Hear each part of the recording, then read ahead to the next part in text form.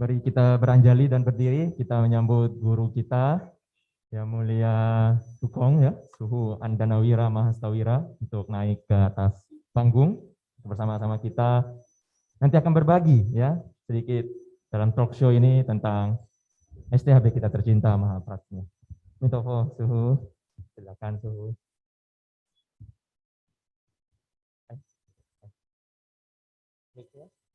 Mikrofon boleh. Nah, ya, silakan duduk Bapak Ibu, saudara-saudari semua yang mulia anggota sangga. Su Aan ya, sapaan akrabnya sudah bersama kita di tengah panggung. Izinkan saya membuka dulu sesi kita pada malam hari ini kepada yang mulia anggota sangga yang kami muliakan, juga kepada Bapak Ibu para pengurus ya dari yayasan, dari STAB, juga para Bapak Ibu dosen, para alumni dan seluruh keluarga besar dari STAB Mahapratnya. Tak ketinggalan tentunya para donatur yang sudah senantiasa mendukung STAB Mahapratnya sampai titik hari ini. Saya buka dengan sebuah pantun. Kalau tadi kita sudah dihibur ya dengan nuansa Jawa, kali ini kita mudah-mudahan bisa sedikit ada nuansa Melayu ya. Mudah-mudahan kita bisa merasa keindonesiaan. Lulusan Mahapratnya tidaklah kaleng-kaleng. Asik ya. Bukan orang yang hanya gila foto alias gilfo. Cakep. Halo semuanya, saya Randi Tunggeleng. Selamat malam, Namo Amitovo. Sambungnya, terus berlindung pada Sang Triratna hingga merealisasi akhir derita. 20 tahun STAB Mahapratnya membangun bangsa Indonesia tercinta. Tepuk tangan. Sungguh berbahagia rasanya saya bisa ada di tengah-tengah Anda semua dalam momen spesial hari ini, yaitu kita bersama-sama dalam sebuah acara Dies Natalis sekaligus kita merayakan ulang tahun 2 dekade, 2 dasawarsa, bukan waktu yang singkat, sebuah perguruan tinggi, sebuah lembaga tempat orang-orang khususnya generasi muda Buddhis belajar menempa diri dan kedepannya mengabdikan dirinya dalam perkembangan Buddha Dharma dan Buddha Sasana. Tentu semua ini tidak terlepas dari peran ya beberapa tokoh, bahkan mungkin sudah tak terhitung lagi jumlahnya. Tadi kita bisa saksikan dari video di awal, banyak orang-orang yang merintis tempat ini dengan ide, dengan langkah yang nyata dan diteruskan oleh tentunya lebih banyak orang lagi hingga memiliki 1.300-an alumni yang beredar di seluruh Indonesia. Boleh tepuk tangan untuk STAB Mahapratnya. Sebelum saya nanti bincang-bincang sedikit dengan Sukong kita di sini ya, saya mau meningkatkan kembali euforia, rasa bangga, rasa cinta kita semua terhadap STAB kita ini. Ya, yaitu STAB ini kita sudah sama-sama dengar tadi dari beberapa orang di sini bahwa berdiri tanggal 2 September 2001. Ya, ini tak lepas dari peran guru kita ya, seorang guru Dharma yang terus berjuang. Beliau bukan orang sembarangan, Bapak Ibu rekan-rekan sedama. Beliau sudah menerima gelar Doktor Honoris Causa, ya boleh tepuk tangan. Sejak tahun 2012, benar ya, Sukong ya, 2012 dari sebuah sekolah tinggi atau universitas Mahachulalongkorn itu di Thailand, Bapak Ibu. Jadi bukan dari lokal ini ya, langsung dari salah satu negara Buddhis besar di Asia Tenggara. Boleh tepuk tangan, Bapak Ibu sekalian. Dan yang lebih istimewa mungkin belum banyak yang tahu ya, saya juga tadi terkejut atau mungkin sudah banyak yang tahu juga. Beliau ini sudah memasuki kehidupan biara sejak usia 10 tahun ya, dan akhirnya menerima penahbisan sebagai biksu tahun 1983 di Wihara Liangji Taipei ya. Lalu beliau juga senang belajar, salah satunya adalah di salah satu perguruan besar di Fokwangshan, Taiwan. Lalu beliau akhirnya mengabdikan dirinya bukan hanya di bidang pendidikan yang kita kenal dengan STAB ini, tapi juga di bidang pelayanan Dharma, yaitu Wihara Ladita Wistara. Lalu beliau juga mendirikan Balai Pengobatan Buddhis ya, Mahakaruna, dan sudah mengabdikan diri juga dalam pelayanan Dharma lebih dari dikatakan 20 tahun. Kalau STAB-nya baru 20 tahun, tapi beliau mengabdikan diri lebih dari 20 tahun. Inilah dia, Yang Mulia Biksu Andanawira Mahastawira. Boleh tepuk tangan sekali lagi Bapak Ibu sekalian. Baik ya, saya akan masuk kepada talk show singkat kita karena waktunya tidak banyak Bapak Ibu yang mulia sangga. Suhu apa kabar? Tuhan. Boleh kita mulai. Amin tauhid, amin Mau tahu sehat Su ya? Saya Sehat. melihat wajahnya. Alhamdulillah. Sehat. Tepuk tangan dong. Ini wujud nasionalis, wujud ya nasionalis seorang guru Dharma, Bapak Ibu ya. Ini adalah bentuk penghormatan ya. Tidak ada salahnya kita menyebutkan suatu rasa syukur bukan saja dari hanya agama kita, tapi ini adalah itulah kebesaran hatinya, ya kebesaran jiwa dan yang beliau tunjukkan kepada kita semua sampai detik ini. Sekali lagi tepuk tangan yang paling meriah Bapak Ibu sekalian. Ya, kalau yang di Zoom ya boleh tepuk tangan di tempat masing-masing ya. Mudah-mudahan tetangganya yang dengar. Oke ya, jadi suhu sudah sangat sehat hari ini suhu kita juga di tengah pandemi. Kita mudah-mudahan ya, yang paling penting sekarang adalah kesehatan suhu dan kita berbahagia hari ini tadi kita menyaksikan 20 tahun itu bukan waktu yang singkat suhu. Kalau boleh cerita sedikit suhu. Kenapa sih suhu sampai terpikir untuk membuat sebuah sekolah tinggi? Apa kalau saya tadi dengar-dengar sekilas itu di awal-awal dari generasi-generasi penerusnya suhu itu beliau suhu memang sudah lama memiliki cita-cita ini namun tidak langsung bisa terwujud ya, ada sempat mungkin beberapa kendala sampai akhirnya bertemu dengan orang yang tepat di waktu yang tepat suhu akhirnya itu terrealisasi. Tapi itu tentu tidak lepas dari sebuah ide besar dulu yang diimpikan, diharapkan sampai bisa ketemu jalan gitu suhu ya. Kenapa sih suhu harus ke STAB yang banyak orang nggak lirik gitu loh. Kenapa harus kampus gitu loh, salah satu wujud pengabdian suhu. Apa yang terjadi di masa itu suhu? Yang sangat saya kagumi dalam kehidupan saya itu guru agung saya, Sakyamuni Buddha. Dan guru agung itu dia nggak mau jadi raja, nggak mau jadi penguasa. Dia mau jadi guru. Maka disebut guru utama kita adalah Sakyamuni Buddha. Kemudian ada yang tanya kepada guru saya di Taiwan, Master Xing Yin.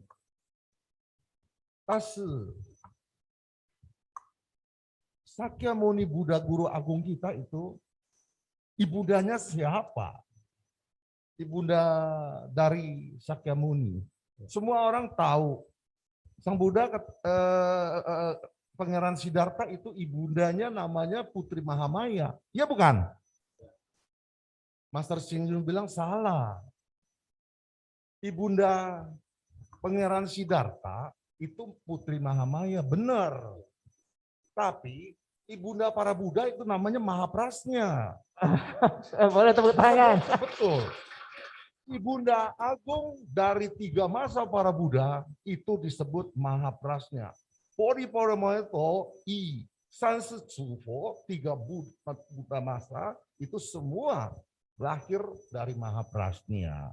Dan Mahaprasnya itu tidak bukan di China, dia disebut Panyo atau Pore, dia nggak diterjemahkan itu Mahaprasnya.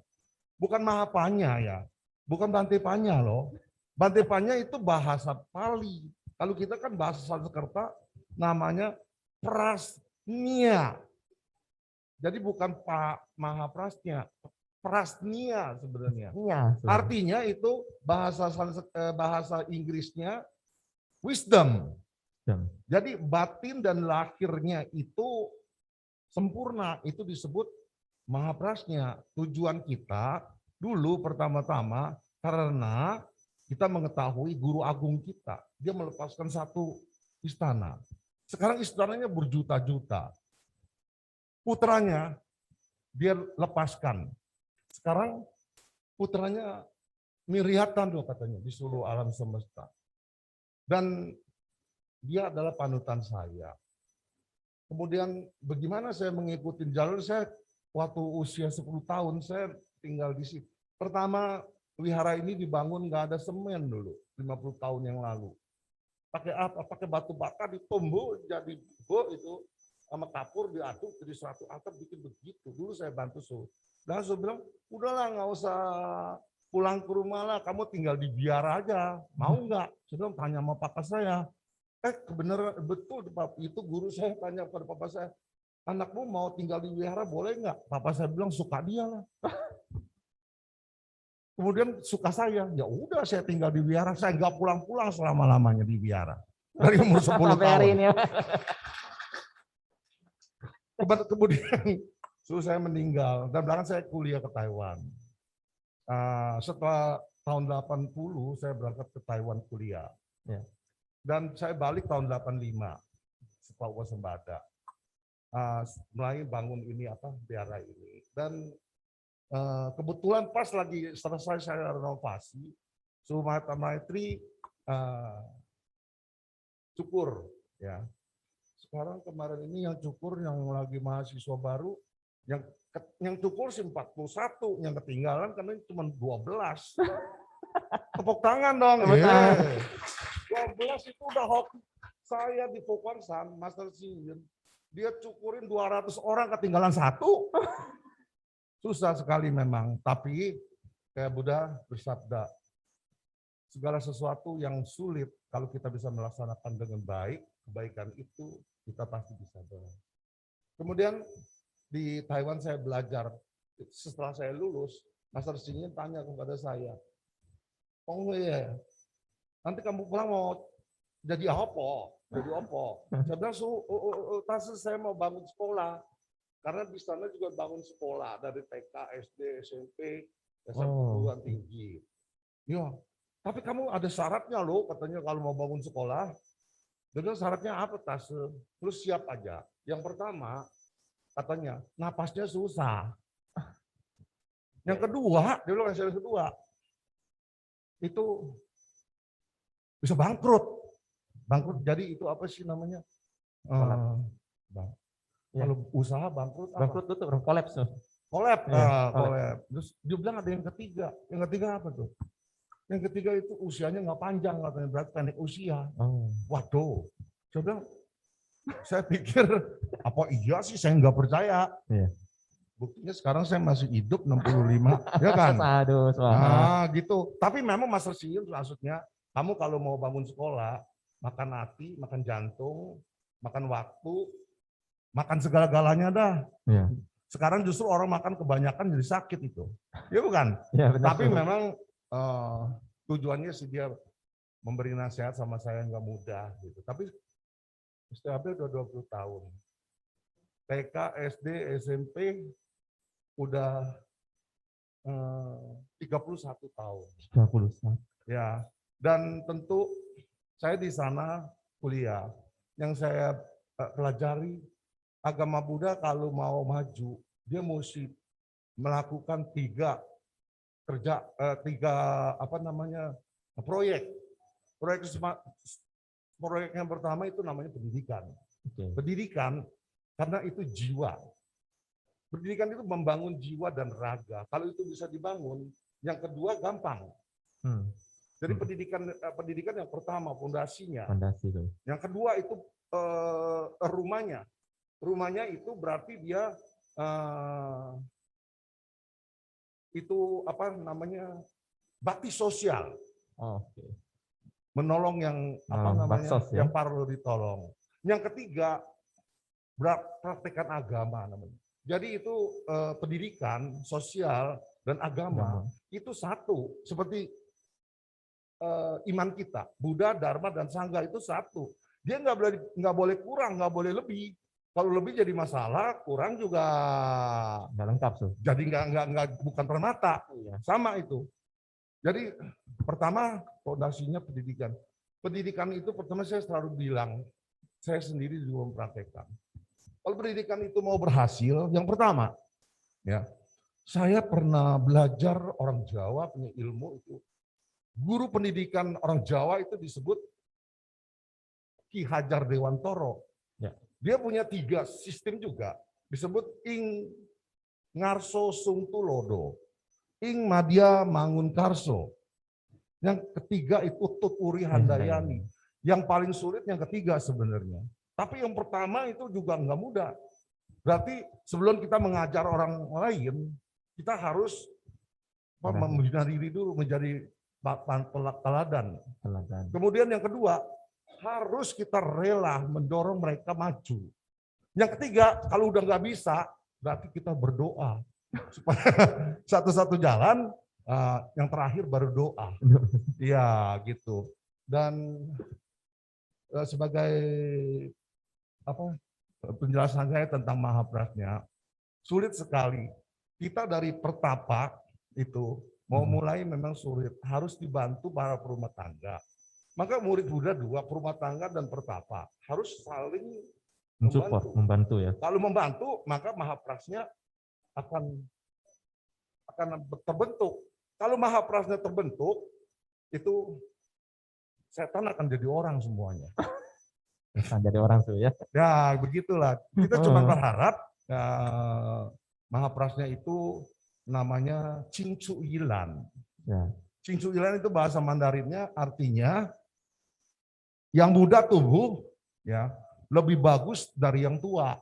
Jadi lebih berhasil ya generasi yang berikutnya. akan datang. Maka kita harus menanam pohon, kemudian generasi yang akan datang bisa berteduh dan kita bisa selamat Amit Tauhud. Ya.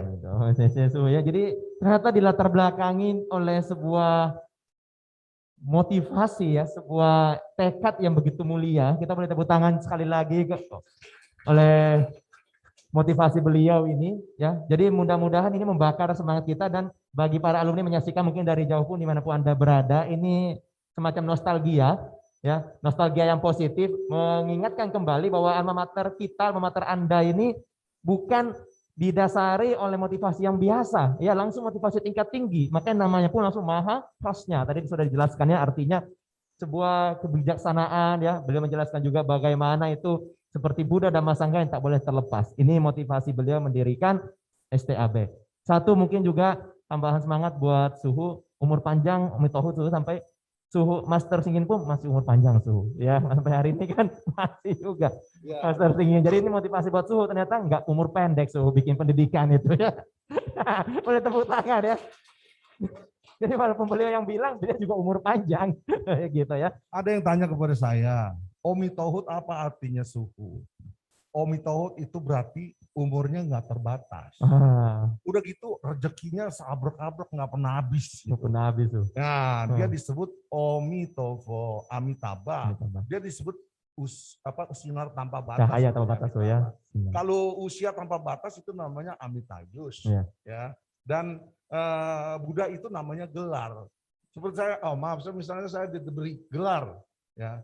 Saya nggak lulus SD loh, tapi saya dapat doktor loh. Iya. Kenapa? Karena saya kerja sungguh-sungguh gitu.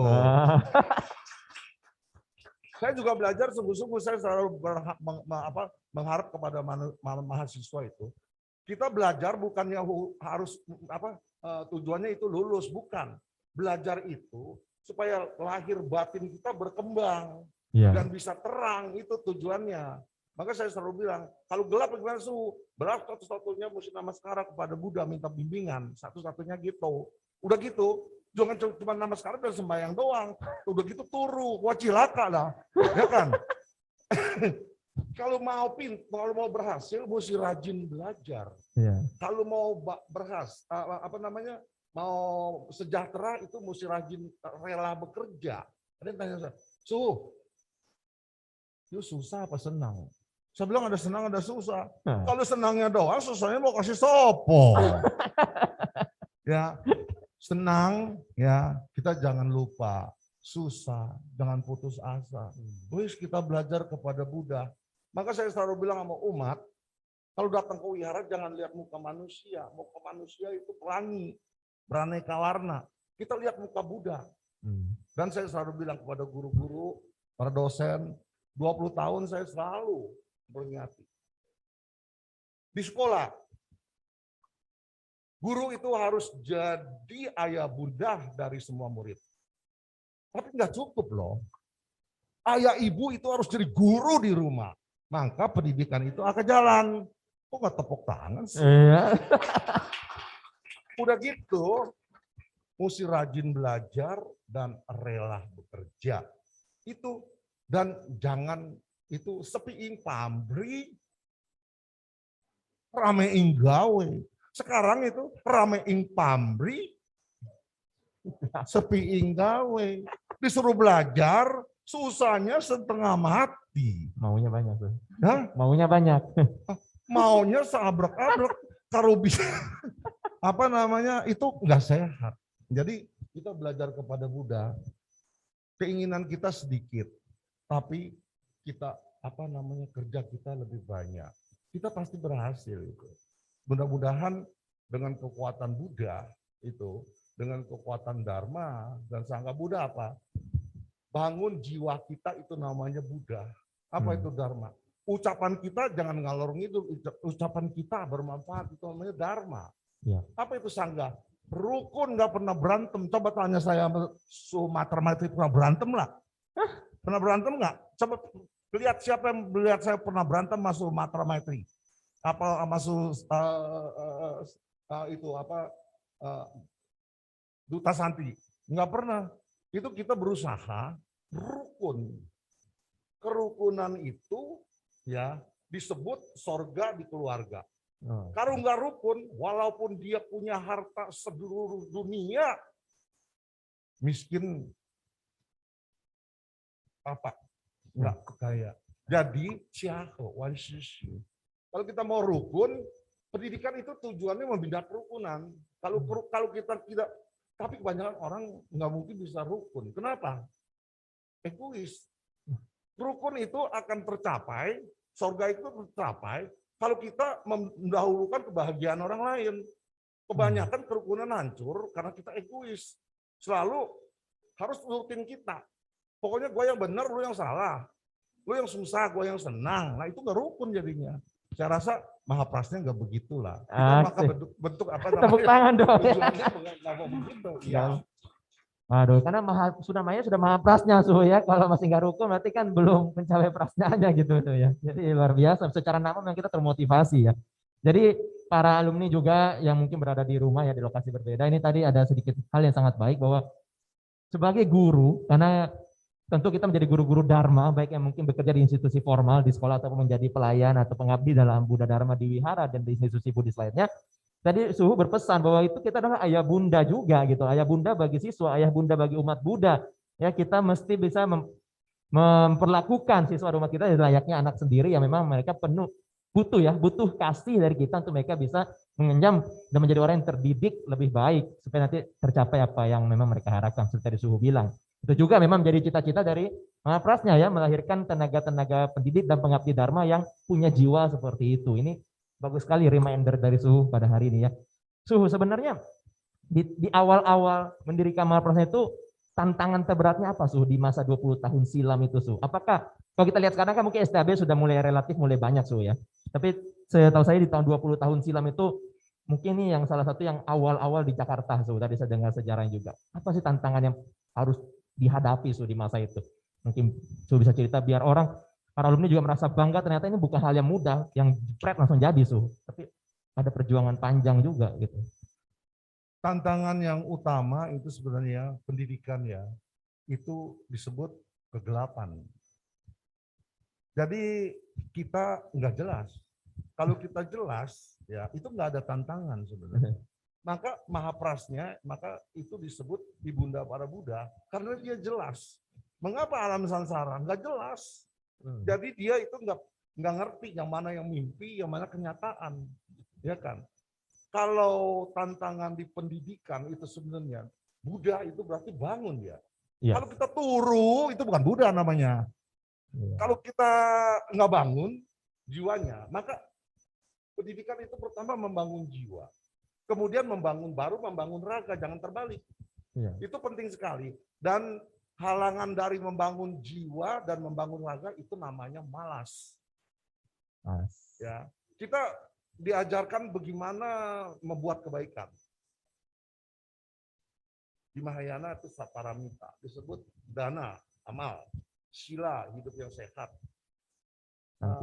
santi, sabar, wirya, itu apa namanya semangat, rajin, dayana, itu batinnya stabil, tenang, ya samadhi artinya. Prasnya itu berarti lahir batinnya masalahnya diselesaikan, jangan bikin masalah baru. Kalau dia bisa, berarti dia akan mencapai nirwana. Nirwana itu lahir batinnya sempurna. Kalau lahir batinnya ada masalah, itu disebut samsara. Gitu. Nah, yang paling penting selain 6 paramita, yang paling penting sebenarnya ada ketujuh itu paramita. sendiri yang belayar, sendiri yang nyebrang, itu namanya kamu harus menyelamatkan jiwa ragamu sendiri. Jangan perhatiin orang melulu, orang punya kesalahan semua terlihat. Kesalahan kita semua ditutupi. Yang lain semua salah, saya yang benar. Nanti kemudian yang di atas juga Tuhan yang Maha Esa itu dibilang kambing hitamnya udah habis, kambing putih yang salah. Semua salah. Ayah kita, ibu kita, negara kita, ya semua orang salah. Saya yang benar. Itu namanya apa ya? Dedemit namanya itu. Ya, luar biasa. Luar biasa ya. Jadi seperti itu. Udah gitu di dalam ajaran Buddha Dharma itu kalau mau membangun manusia itu jangan membunuh. COVID itu dari mana? Membunuh terlalu banyak itu, dia balas dendam itu. Kedua, mencuri. Bukan barang milik kita, jangan kita ambil. Ya, menjaga kesejahteraan. Yang ketiga, jangan berbuat yang tidak sopan. Maksudnya perbuatan asusila. Iya. Yang keempat, Siapa? kalau mau berhasil sukses, jangan berdusta, jangan ngomong yang enggak ada buktinya. Ya, orang bilang ngomong pagi itu ngomong kedelai, sore jadi tempe, ya kan. Udah gitu apa yang dilakukan dengan apa yang diucapkan dengan dilakukan itu lain, ya. Itu kan berarti kan nggak jujur. Nah, itu yang bisa menghancurkan kesejahteraan. Yang kelima itu jangan mabuk. Sekarang paling jahat itu di dunia itu narkoba namanya. Itu dulu disebut mabuk. Itu apa? Minum arak dulu. Sekarang itu narkoba. Kalau kamu mau ke neraka gampang. Pertama itu pergi berjudi. Kedua itu pergi berbuat yang nggak beres, pelacuran. Yeah. Itu yang ketiga, jangan sentuh itu makanan yang membuat jiwa raga kita hancur. Itu berarti mabok atau sekarang narkoba. Yeah. Dan itu yang saya perhatikan. Tapi ada yang keenam sebenarnya. Para mahasiswa-mahasiswi ada Pancasila kan 5. Yang keenam itu jangan malas belajar. Om tahu tiap hari kalau ketemu nggak belajar bagaimana bisa berhasil. Luar biasa ya. Jadi saya terkejut ini para Bapak Ibu, teman-teman saudara semua, termasuk yang di online ya, di Zoom. Saya menyangka ya, biasanya kalau kita tanya tantangan ya mendirikan suatu institusi atau apa, pasti nggak jauh-jauh dari izin, surat, dan lain sebagainya tantangannya ya. Tapi Suhu ternyata mengatakan ini suatu pelajaran buat kita yang penting, yang lebih tantangan itu adalah membangun jiwa, membangun raga, membangun manusianya, ya. Jadi bagaimana benar-benar menjadikan mau belajar dan yang mengajarnya pun memang mau mengajar. Itu tadi poin yang disampaikan oleh Suhu. Boleh tepuk tangan yang paling meriah, Bapak Ibu. Ya. Jadi kita harus hargai perjuangan Suhu dan seluruh senior kita mendirikan STAB ini, bahwa tantangannya itu bukan di izin, bukan di surat, bukan di dana, tapi bagaimana menemukan insan-insan yang benar-benar mau belajar keluar dari kegelapan menuju hidup yang lebih cerah yang tadi Suhu sampaikan. Luar biasa jawabannya ya. Ini suatu hal yang ternyata di luar perkiraan ya. Berbeda tantangannya dengan yang lainnya, memang Mahaprasnya memang berbeda Suhu ya. Oke Suhu, kalau dengan semangat yang seperti itu Suhu, lalu perjalanan panjang 20 tahun ini sampai di titik ini, sekarang itu perasaan Suhu bagaimana melihat STAB yang dirintis sudah sampai di titik ini, sudah punya 1.300-an alumni, sudah berkarya dan berkiprah mengabdi di seluruh Indonesia, Suhu. Bagaimana perasaan saya Suhu? Jelasin lagi, kalau nggak salah dalam catatan, yang lulus dari Mahaprasnya itu ada 1.223, nggak ada 1.200, 1.300. Oke. Iya, dia kalau nggak salah semuanya itu yang lulus dari Mahaprasnya itu 1.223 kalau nggak salah sih. Mudah-mudahan nanti ada berjuta-juta yang akan datang. Waduh. Mungkin tadi panitia memberikan angka 1.300 ini tuh mendoakan ya biar segera tercapai ya. Dilebihkan ya dari angkanya sekarang. Umur aja dilebih-lebihin ya. Bagaimana Suhu perasaan melihat sudah memiliki alumni segitu banyak? Saya juga coba mengharap Mahaprasnya itu sebagai wadah. Saya belum lama sama Duta Santi, saya pergi ke Jawa. Saya pergi naik separuh Gunung Lawu, itu di sana ada Gunung Pringgondani namanya. Di situ saya tahu Pringgondani itu tempat tinggalnya Gatot Kaca. Jadi di sini sebenarnya Mahaprasnya itu candra di muka. Jadi jangan harap bahwa di sini kalian itu bisa tinggal di sorga. Ya. Di sini berarti tempat pegodokan. Nanti kalau kamu bisa berhasil, kamu bisa terbang seperti Gatot Kaca kalau beli tiket. Kita terbang dulu ya. Luar biasa ya. Jadi sepertinya kita sudah benar-benar mendapatkan semangat tambahan, semangat baru dan nostalgia yang indah dari Sukong kita, dari Suhu. Satu pertanyaan terakhir Suhu, sebelum kita tutup sesi yang sudah luar biasa ini, sebelum melanjutkan rangkaian acara kita. Tentu tak elok rasanya di hari ulang tahun Suhu yang ke-20 khususnya satu angka yang suatu tanda lah ya, dekade. Kita sudah menyambut nanti 21 tahun berarti masuk dekade baru. Apa sih harapan Suhu untuk para alumni, kepada pengurus? Dalam pandangan Buddha, ulang tahun itu disebut hari penderitaannya Ibunda. Munandre ya, ulang tahun kalau umumnya biasa. Ya. Maka kita kalau lagi hari ulang tahun kita ingat semua kebajikan, semua pahala kita akan persembahkan kepada ibu. Maka di dalam pepatah di Indonesia, sorga di telapak kaki ibu. Ya. Tapi kalau ibunya tidak memberikan didikan, tidak mendorong anaknya itu supaya bisa rajin belajar dan rela bekerja, ibundanya itu bukannya jadi surga di bawah telapak kakinya, jadi neraka. Maka mesti usahakan. Ibunda itu luar biasa pengorbanannya. Dan ada yang tanya, Suhu kerja berapa puluh tahun, hampir lahir kemudian saya selalu berusaha untuk bekerja, tidak pergi pendidikan dan pembabaran ajaran Buddha. Apa sih yang Suhu inginkan? Saya enggak mimpi mau mencapai sorga atau pergi ke nirwana atau tanah suci, enggak. Saya cuma minta badan saya jangan ada masalah, bisa makan, bisa tidur, dan bisa ngoceh kayak sekarang gitu, Amitabha. Bisa ngoceh ya, itu poin pentingnya ya. Jadi pesannya dalam sekali ya. Jadi kita kadang-kadang menginginkan banyak hal sampai sejauh itu, rumah segala macam. Ternyata kita lupa bahwa yang paling penting adalah kesehatan, bisa tidur enak, makan enak, dan bisa bicara lancar ya. Kalau kita lihat orang yang pintar kalau stroke nggak bisa apa-apa Bapak Ibu. Jalan susah, makan susah, ngomong pun tak bisa. Ya, boleh tepuk tangan oleh inspirasi dari Sukong ya, dari Suaan ini. Kata-kata beliau ini nggak banyak, tapi semuanya dalam sekali maknanya ya. Saya untung hari ini agak hoki nih, bisa nangkep ya. Kalau enggak, ada keteter. Jadi luar biasa ya, pesan beliau ini dalam sekali.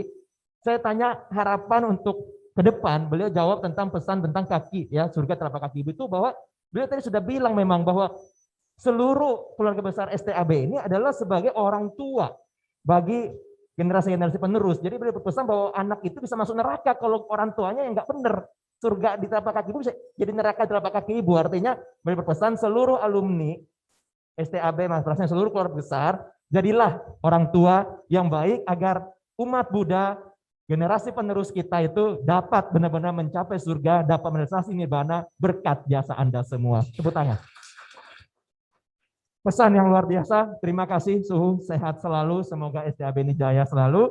Dan juga tentunya kita berdoa agar seluruh keluarga besar STAB Mahaprasna ini dapat terus berkarya, dapat terus jaya, dan dapat terus melahirkan insan-insan yang membantu perkembangan kemajuan nusa bangsa dan agama Buddha khususnya. Kalau tadi, boleh tepuk tangan dulu lah Bapak Ibu, kalau memang jangan tanggung-tanggung. Oke, baik. Kalau tadi saya buka dengan sebuah pantun, tentu tak elok rasanya jika tidak ditutup juga dengan sepasang sayapnya ya, yaitu pantun kembali Bapak Ibu. Mari berjuang menjadi orang bijaksana. Cakep. Ya, oke. Agar tidak bolak-balik samsara melulu. Selamat ulang tahun STAB Mahaprasnya. Panjang umur dan jayalah selalu. Ketika kapal mulai oleng, hidup berada dalam bahaya. Saya Randi Tunggeleng, terimalah salam, Namo Buddhaya. Terima kasih Bapak Ibu sekalian, saya undur diri. Terima kasih Suhu, semoga kita bisa jumpa lagi lain kesempatan. Saya kembalikan kepada pembawa acara.